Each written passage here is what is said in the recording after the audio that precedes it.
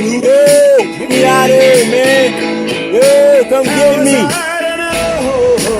Yo, get me out of here, man. Yo, come get me. Yo, get me out of here, man. Yo, come get me. So I just dropped my son off, right, for the orientation to his new job. I don't mind telling you I'm proud of my son. He was fucking up for a while, but he finally got it together. That's why it's important that we be in our children's lives, because I watched my son start sliding down the slippery slope. And I know that I had to step up and do something, or he's gonna be a fuck up. See, unlike some of you, I only had one child. And my bloodline, my legacy, that shit is important to me. So that's why it was necessary for me to, be in my son's life. Something that I always done. I never thought about the two older children that me and the mother of my son aborted until maybe around 10 years ago. I was out in San Diego, hanging out with some young sailors, busting it up and talking shit like I do. Of course they like me because I was, I'm the cool ass old head. So one of the guys, kid was obviously a homosexual, but he was a nice kid. So we busting up and chopping it up, and the kid said something to me that no one ever said to me before. He said, "Damn, Sarge," they called me Sarge because I was a tech sergeant, "you're a cool guy, man. I wish my father was more like you."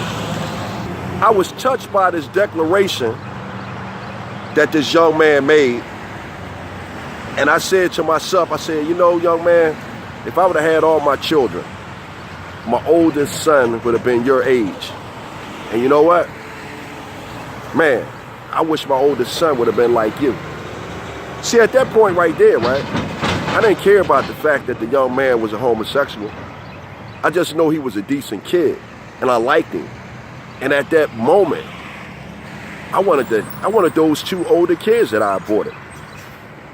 This was back in 2004, and 2004 was a rebuilding year for me in my life. But like I said, at that point, I started thinking about my two older children. I know for a fact the eldest one would have been a boy. Maybe the next one would have been a girl. But the point that I'm making, I just didn't, and this is not a blog on pro-life. You can do what the hell you want to do with your body. I just know that after that young man made that declaration, I know I would have liked to have had my older children. But I said all that to say this. When my one and only child was fucking up, I had to do what I needed to do to get him on point. And he is on point now. And that's all I wanted out of him. If Donald Trump's father was alive right now, right this second, his father would say, "Yeah, you might be the president of the United States, but you're not the ruler of the world." The only thing a parent wants for a child is for the child to be the best child that it could be. And my son is being the best Edward Joel Hobson, who I call Brennan. He's being the best Brennan that he can be. So with that said, mothers, fathers, be a part of your kid's life. Fathers, you definitely got to be a part of your kid's life, man. These women can't show these boys how to be men. That's some shit that we got to do. Bam. Right. Got you. Bam. I'm the innocent bystander. Somehow I got stuck